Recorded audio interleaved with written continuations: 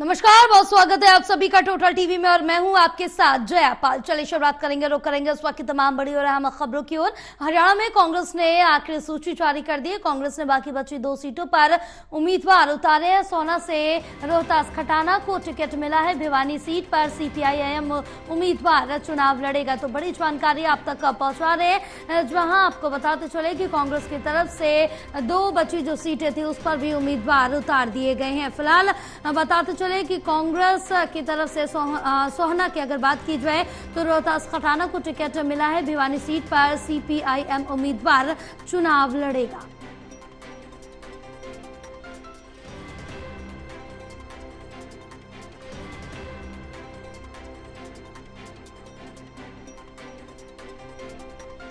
तो भिवानी सीट पर आपको बताते चले कि CPIM उम्मीदवार चुनाव लड़ेगा। कांग्रेस की तरफ से 89 उम्मीदवारों के नामों की घोषणा कर दी गई है। फिलहाल बताते चले कि अब लगभग जो नाम है वो सामने आ चुके हैं दोनों ही पार्टियों की तरफ से, चाहे वो बीजेपी हो, कांग्रेस हो, और जिसको जिसको जितनी सीटों से चुनाव लड़ाना है अपने उम्मीदवारों के नामों की घोषणा की जा चुकी है। बाकी बचे नामों की भी कांग्रेस की तरफ से घोषणा कर दी गई है। अपने उम्मीदवार उतार दिए हैं। कांग्रेस ने आखिरी सूची जारी की है।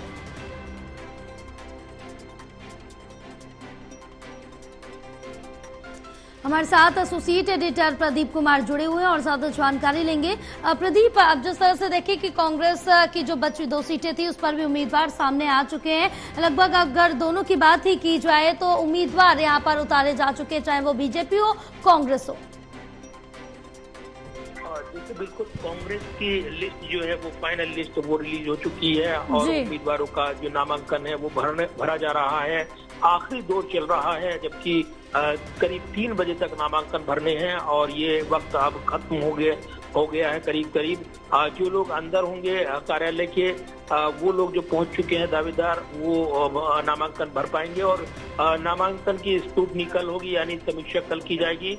16 तारीख तक नामांकन वापसी लेने की आखिरी तारीख होगी और उसके बाद मुकाबला है 5 अक्टूबर को। 8 अक्टूबर को नतीजे आने हैं। तो काफी बड़ा मुकाबला हरियाणा के चुनावी रण का। और इस बीच हमने देखा है कि कांग्रेस की लिस्ट में बड़े चेहरे यहाँ पर सामने आए हैं, जिसमें खास तौर से जो लिस्ट पर निगाहें लगी थी, 2.5 घंटे के अंतराल में कांग्रेस ने कल देर रात 2 लिस्ट जारी की थी। पहले 40 उम्मीदवार, फिर 5 उम्मीदवार, उसके बाद 5वीं लिस्ट में 2 उम्मीदवारों के नाम का ऐलान किया गया। फिर अभी करीब 2 बजे के आसपास एक और लिस्ट में उन्होंने घोषित किया नाम सोहना सीट से रोहतास खटाना का। इसके अलावा CPIM को एक सीट दी गई है, भिवानी सीट, यानी कुल मिलाकर 89 सीटों पर कांग्रेस के उम्मीदवार चुनाव लड़ेंगे।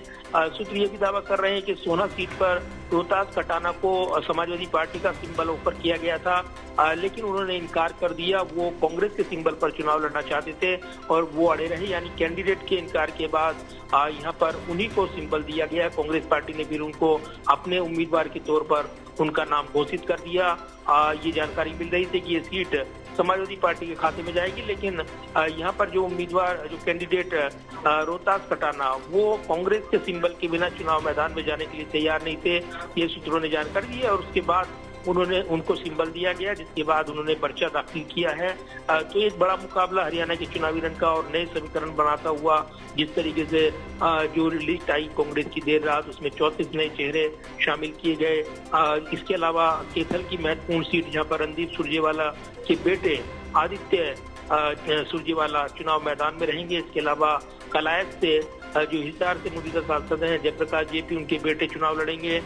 तो वहीं अलग समीकरण साधने को लेकर भी यहाँ पर विशेष तौर पर फोकस किया गया है, अलग अलग सीटों को लेकर, और काफी मंथन चला है। और इसलिए इस फेज में कई ऐसे चर्चित चेहरे टिकट नहीं पा पाए हैं जिनकी उम्मीदें थी कि वो टिकट उनको मिलेंगे, और उसमें राव कमलवीर सिंह शामिल हैं, उनको टिकट नहीं मिल पाया है। इसके अलावा भी कई अन्य चेहरे हैं हाल के दिनों में जिन्होंने ऐन वक्त पर पार्टी से छोड़ी थी और कांग्रेस में शामिल हुए थे, जिनको हुड्डा और भूपेंद्र सिंह हुड्डा, और इसके अलावा जो पार्टी प्रदेश अध्यक्ष हैं उदय भान, उन्होंने पार्टी में शामिल कराया था। ऐसे कई चेहरे टिकट नहीं पा पाए हैं और निश्चित तौर पर चुनावी मौसम में आप कह सकते हैं कि उनको निराशा हाथ लगी है।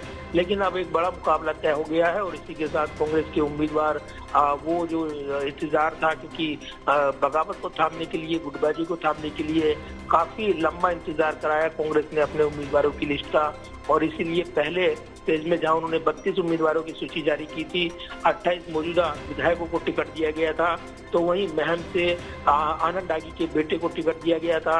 इसके अलावा जो समीकरण है वो तमाम जातीय समीकरण, अलग अलग समीकरण फोकस करते हुए वो साधे गए हैं और इस लिस्ट में कई बड़े बदलाव देखने को मिल रहे हैं। जी, तमाम जानकारी साझा करने के लिए बहुत शुक्रिया आपका।